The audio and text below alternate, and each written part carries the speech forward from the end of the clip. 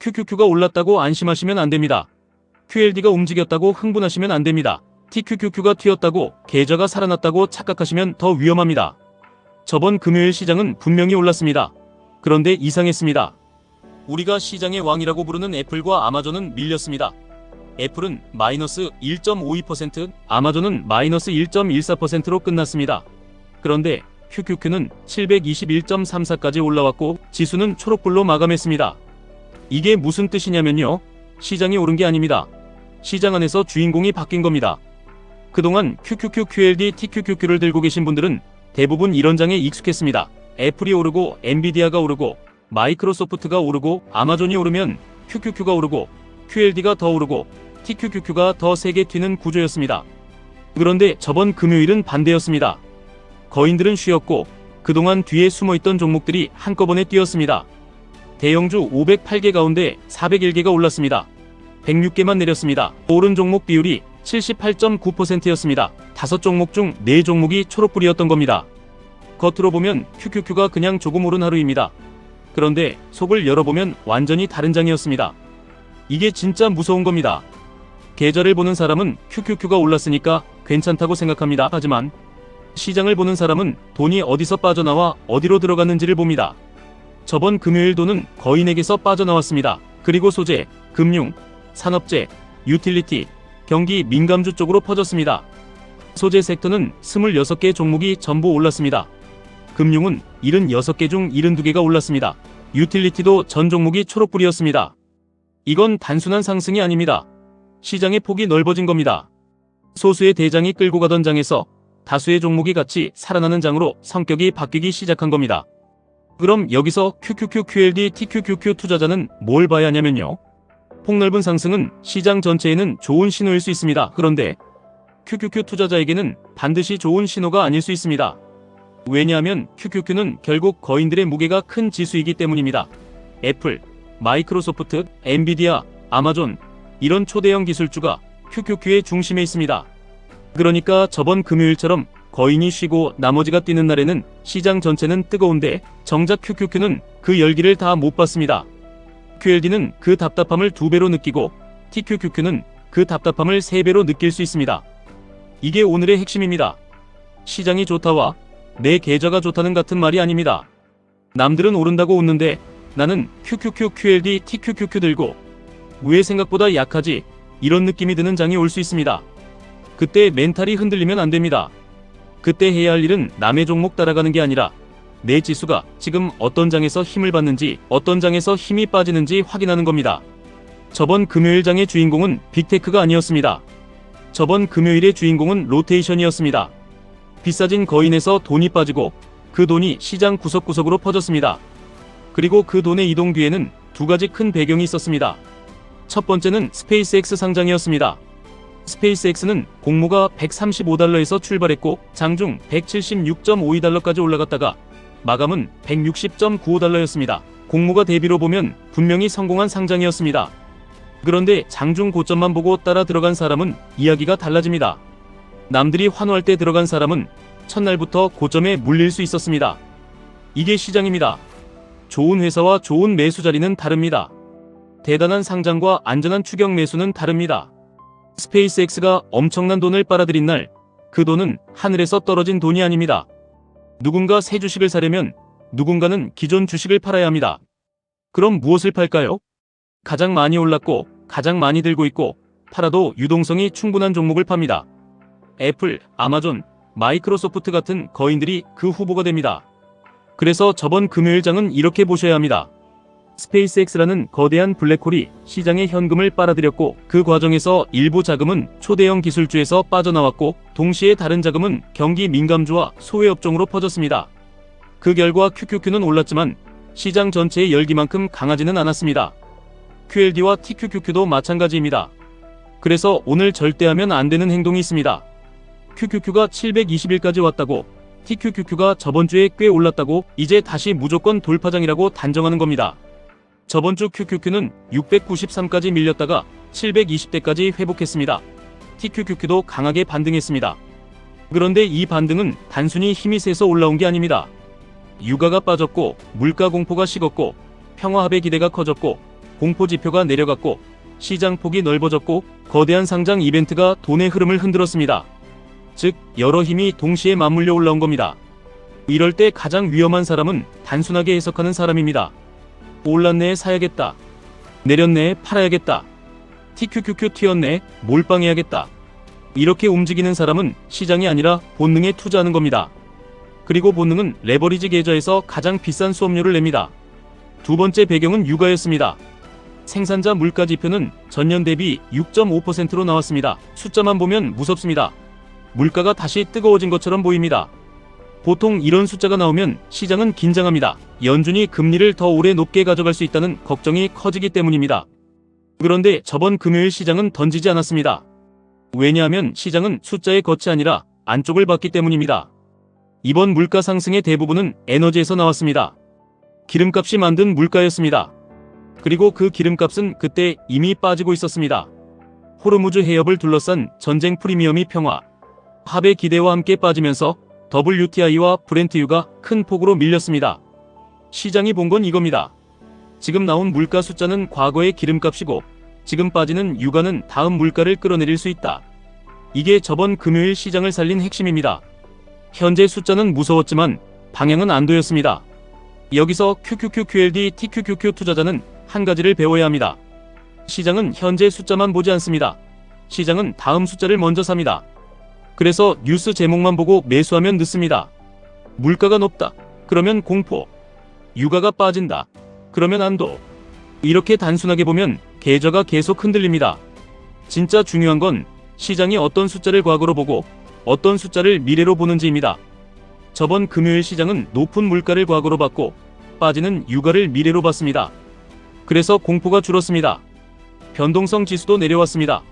단기 공포도 크게 식었습니다. 하지만 CNN 공포 탐욕 지수는 여전히 공포 구간에 있었습니다. 이 말은 아직 마음이 완전히 풀린 장은 아니라는 뜻입니다. 이게 오히려 더 중요합니다. 공포는 줄었지만 탐욕은 아직 폭발하지 않았습니다. 그래서 이번 주가 진짜 시험입니다. 여기서 더 올라가면 관망하던 돈이 뒤늦게 들어올 수 있습니다. 하지만 반대로 주말 사이 평화 합의가 틀어지거나 유가가 다시 튀거나 빅테크에서 빠져나온 돈이 돌아오지 않으면 QQQ, QLD TQQQ는 생각보다 무겁게 움직일 수 있습니다. 그러니까 지금은 흥분할 자리가 아니라 기준을 세울 자리입니다. 저라면 이렇게 봅니다. QQQ가 720대에서 버티는지 봅니다. 그냥 찍고 내려오는 게 아니라 이 자리에서 매물이 소화되는지 봅니다. 그리고 724 근처를 제대로 넘는지 봅니다. 넘는다면 그때는 단기 추세가 다시 강해졌다고 볼 수 있습니다. 하지만 724를 못 넘고 밀리면 그건 아직 시장이 거인을 다시 사는 게 아니라 거인 바깥에서만 돈이 도는 장일 수 있습니다. 이 경우 QLD는 무리해서 늘릴 필요가 없습니다. TQQQ는 더더욱 흥분하면 안 됩니다. TQQQ는 많이 사는 종목이 아닙니다. TQQQ는 줄일 줄 아는 사람이 버티는 종목입니다. 여기서 월 100만원씩 투자하는 분들은 더 중요합니다. 이런 장에서 월급날 돈 들어왔다고 바로 전부 넣으면 안 됩니다. 시장이 폭넓게 올랐다는 말에 속으면 안 됩니다. 내가 사는 건 시장 전체가 아니라 QQQ 기반의 레버리지입니다. 그래서 기준 없이 전액 매수하면 시장은 올랐는데 내 계좌는 답답한 이상한 구간을 맞을 수 있습니다. 평소에는 QLD 중심으로 천천히 가는 게 맞습니다. TQQQ는 큰 조정과 확실한 돌파에서만 비중을 조절해야 합니다. 그리고 이미 TQQQ 비중이 커진 사람은 오르는 날 더 사는 게 아니라 오르는 날 내 비중이 감당 가능한지 먼저 봐야 합니다. 레버리지는 수익률 게임이 아니라 생존율 게임입니다. 한번 크게 먹는 사람이 오래 가는 게 아닙니다. 크게 흔들려도 계좌를 지키는 사람이 결국 오래 갑니다. 저번 금요일 어도비 급락도 중요한 힌트였습니다. 실적은 좋았습니다. 매출도 좋았고 전망도 나쁘지 않았습니다. 그런데 주가는 크게 밀렸습니다. 왜 그랬을까요? 기대가 너무 높았기 때문입니다. 지금 시장은 AI라는 이름만 붙었다고 다 사주지 않습니다. AI로 당장 돈을 버는 회사와 AI에 돈을 쏟아붓고 아직 결과를 증명해야 하는 회사를 갈라서 보고 있습니다. 반도체 쪽은 상대적으로 강했고 소프트웨어 쪽은 의심을 받았습니다. 이게 QQQ 투자자에게 중요한 이유가 있습니다. QQQ 안에 많은 거인들은 AI를 쓰는 쪽입니다. 돈을 버는 쪽이기도 하지만 동시에 엄청난 돈을 쓰는 쪽이기도 합니다. 시장이 어느 순간부터 묻기 시작합니다. 그래서 그 돈 언제 회수할 건데? 그 질문이 커지면 QQQ의 중심에 있는 거인들은 잠시 쉬어갈 수 있습니다. 그때 QLD는 답답해지고 TQQQ는 더 답답해집니다. 반대로 시장이 다시 거인들의 AI 투자와 이익 성장을 믿기 시작하면 QQQ는 다시 시장의 중심으로 돌아옵니다. 그래서 이번 주 핵심은 단순합니다. 첫째, QQQ가 724를 넘는지 봅니다. 둘째, 애플과 아마존 같은 거인들이 다시 살아나는지 봅니다. 셋째, 반도체 강세가 엔비디아와 대형주까지 번지는지 봅니다. 넷째, 유가가 계속 내려가며 물가 공포를 더 시키는지 봅니다. 다섯째, 스페이스X 상장 이후 빠져나간 자금의 빈자리가 빅테크에 계속 부담을 주는지 봅니다. 이 5가지를 보면 됩니다. 여기서 가장 조심해야 할 착각은 이겁니다. 저번 주에 비자로 회복했으니까 이제 끝났다. 아닙니다. 비자 반등은 기회를 줄 수도 있지만 방심을 만들 수도 있습니다. 특히 TQQQ에서는 방심이 가장 비쌉니다. 내가 산 뒤에 10% 오르는 것보다 중요한 건 내가 버틸 수 없는 자리에서 사지 않는 겁니다. 계좌는 수익률로 커지는 것 같지만 실제로는 실수하지 않는 날들이 쌓여 커집니다. 이번 장은 동기부여도 줍니다.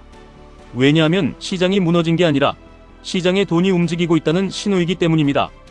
돈이 사라진 게 아닙니다. 돈이 자리를 옮긴 겁니다. 그러면 우리도 해야 할 일이 있습니다. 남의 수익률을 부러워하는 게 아닙니다. 내 기준을 더 선명하게 만드는 겁니다. QQQ가 강해지는 장인지, 시장 전체가 넓어지는 장인지, 빅테크가 쉬는 장인지, 레버리지를 늘릴 장인지, 현금을 남길 장인지 이걸 구분해야 합니다. 이 구분을 못하면 상승장에서도 불안하고 하락장에서도 무너집니다. 하지만 이 구분을 하기 시작하면 남들이 환호할 때도 차분해지고 남들이 공포에 팔 때도 준비할 수 있습니다. 지금은 계좌를 키우는 사람과 계좌를 흔드는 사람이 갈리는 구간입니다. 계좌를 키우는 사람은 상승을 보고 바로 흥분하지 않습니다. 왜 올랐는지 봅니다. 어디가 올랐는지 봅니다. 내가 들고 있는 QQQ, QLD, TQQQ와 그 상승이 얼마나 연결되는지 봅니다. 그리고 다음 매수는 감정이 아니라 기준으로 정합니다. 반대로 계좌를 흔드는 사람은 초록불만 봅니다. 남들 오른 것만 봅니다. TQQQ가 늦게 갈까봐 불안해합니다. 그래서 가장 비싼 자리에서 가장 큰 금액을 넣습니다. 그 차이가 1년 뒤 계좌를 갈라놓습니다. 정리하겠습니다.